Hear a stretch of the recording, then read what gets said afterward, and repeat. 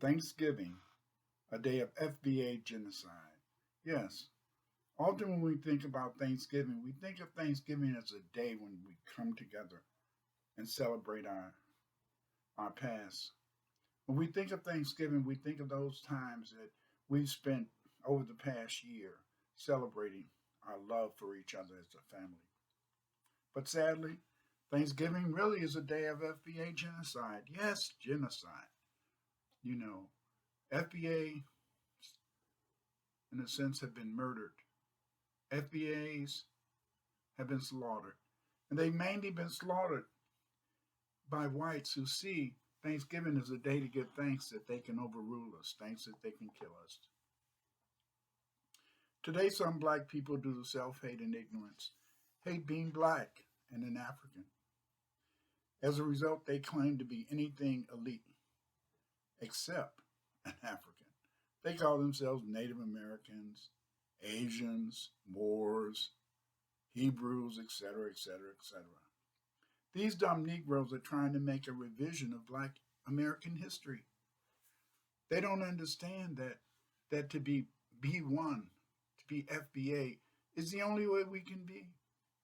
Yes, we have many nationalities, Hebrew, Moor, etc. But when it comes down to it, our ancestry is African. Our ancestry is African. As a result, our group self interest is to be B1. Neely Fuller has made it clear that you are prisoners of war. Yes, we're prisoners of war. Our people who came here as slaves, our people who were here as Aboriginal Americans, they took our land. They murdered us. They killed us. We're prisoners of war. We are not a free people. And as a result, you must always understand that our relationship with the second frequency people, the people we call European, is a relationship built and based upon the fact that we are their prisoners.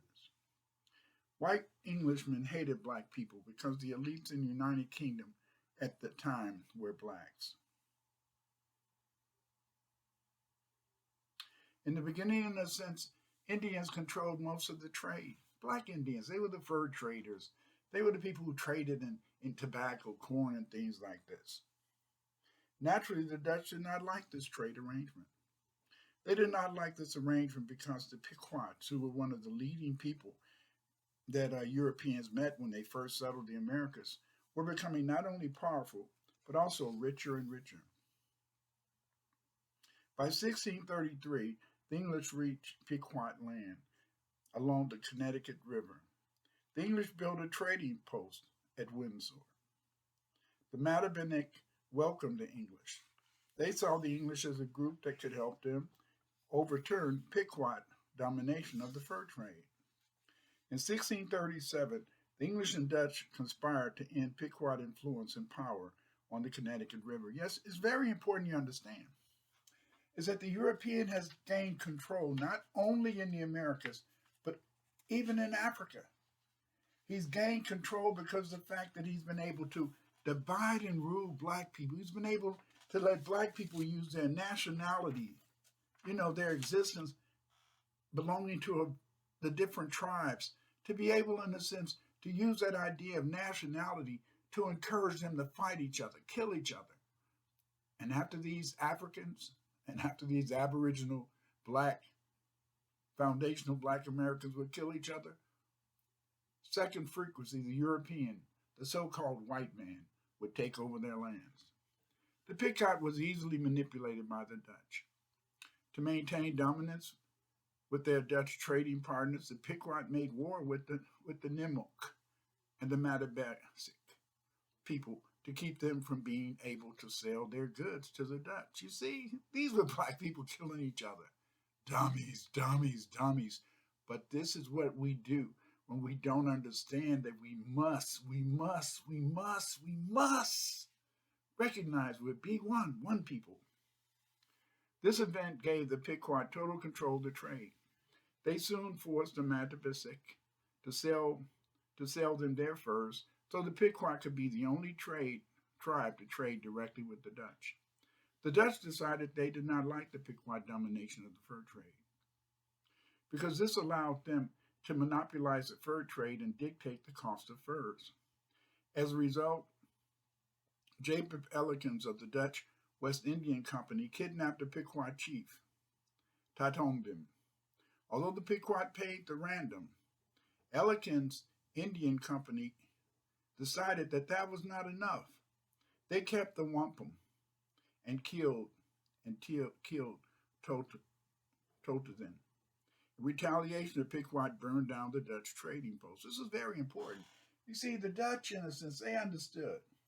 They understood that if they could make an incident happen between themselves and the Pequot, that could give them a white reason to fight these people. Remember, I said white reason. This led, in a sense, to the Dutch trying, in a sense, to find a way to dominate the slave trade, the fur trade. The Dutch decided they did not like the Pequot dominance of the fur trade. And so then what they did, in a sense, is that they wanted to have these black people fighting each other. And at the same time, they wanted to find a way to attack them so they could take the trade. This led to the fake Thanksgiving story of the Wampanoag saved the British. Yes, it's a fake. Thanksgiving is a fake story. In 1637, while colonizers turned on the Pequot tribe had taught these white people how to farm, how to take care of their land, and how to raise food. The colonizers slaughtered 700 Pequot men, women, children, and elders, and then celebrated their murders of these people. The rest of these people were sold into slavery. Yes, that's how your Thanksgiving began. Yes, your Thanksgiving began as a celebration of killing black people, and yet today we're still celebrating it. They taught us that this is the best way to acknowledge who and what we are through our love, but no, it's really, in a sense, a celebration of killing black people. Yes, killing people just like you.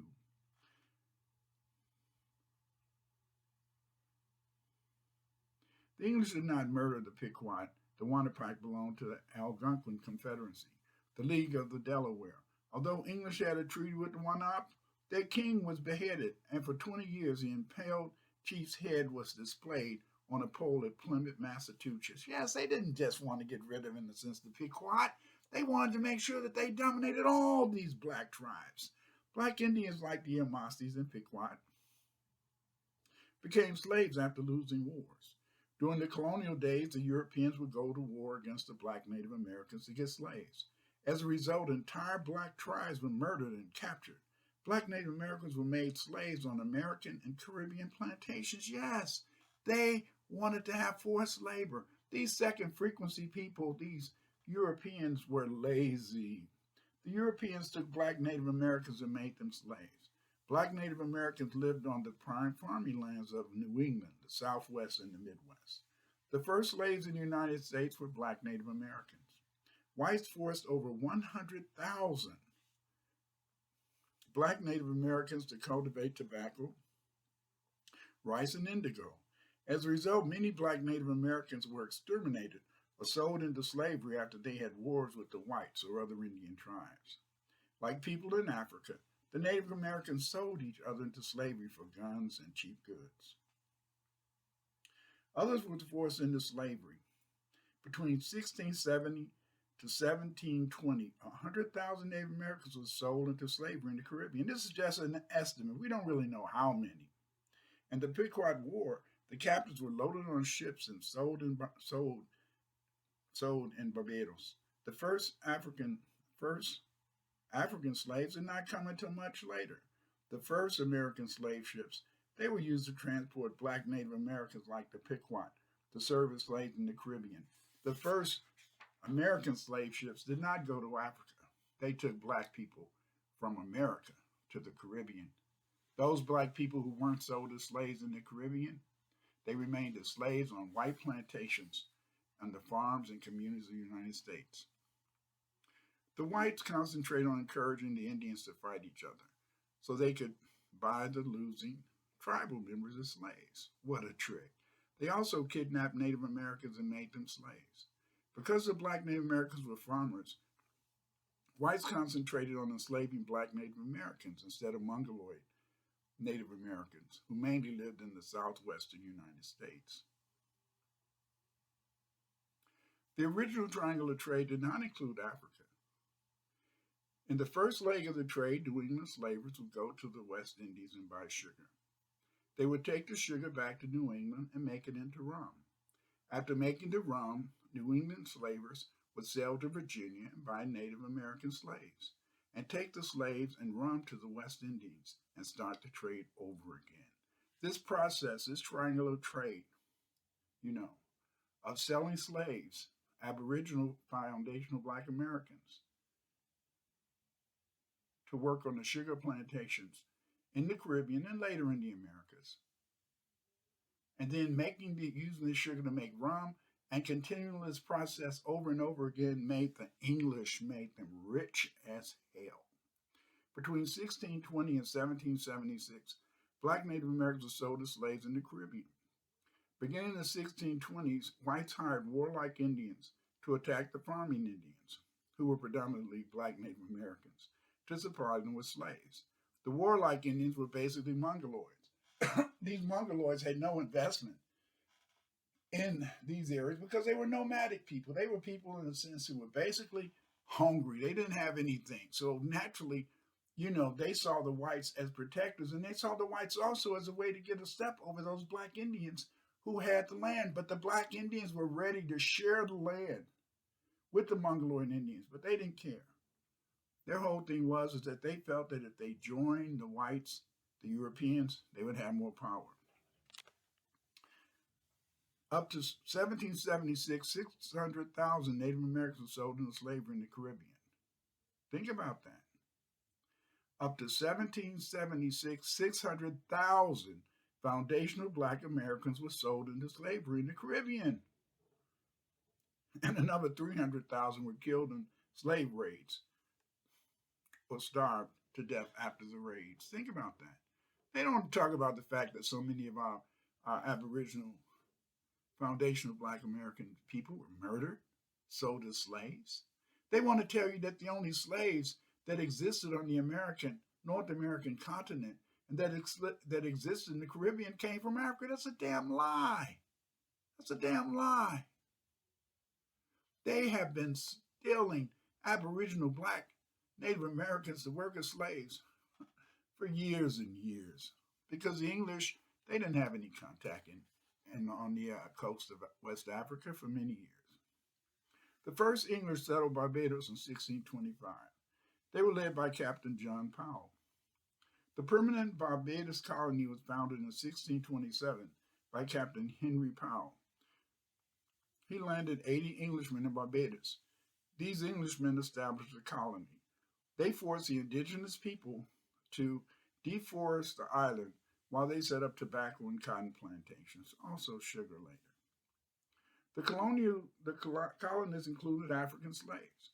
These African slaves had been captured by English pirates from European rivals in pirating skirmishes.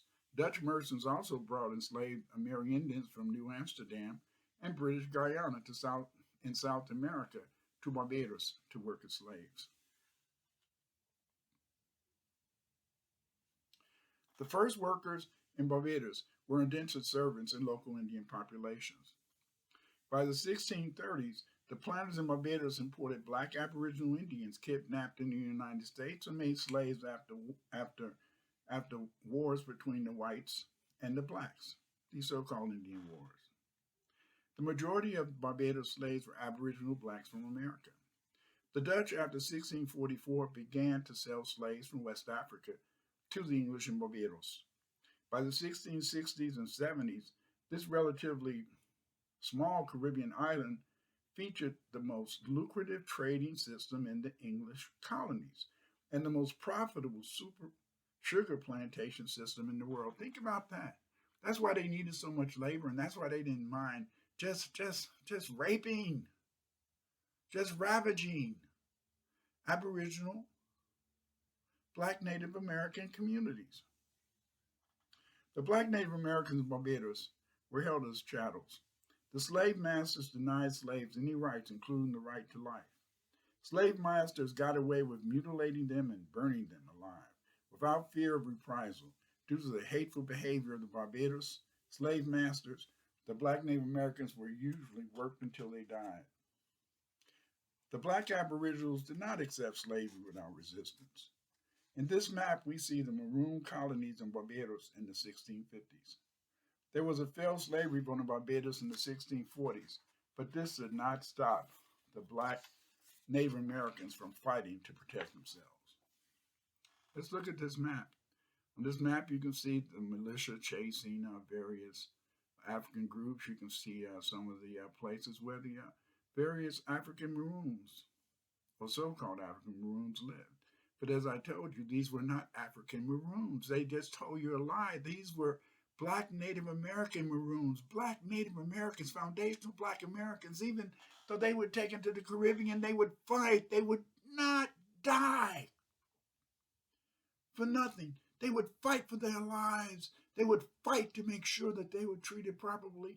And even if they weren't treated properly, they would run away from the plantations and, in a sense, and develop their own communities until they were, wiped out. Barbados was a small island, so black people couldn't run too far. Richard Lagar on this map of Barbados includes the drawings of runaway slaves being pursued by the militia on the map.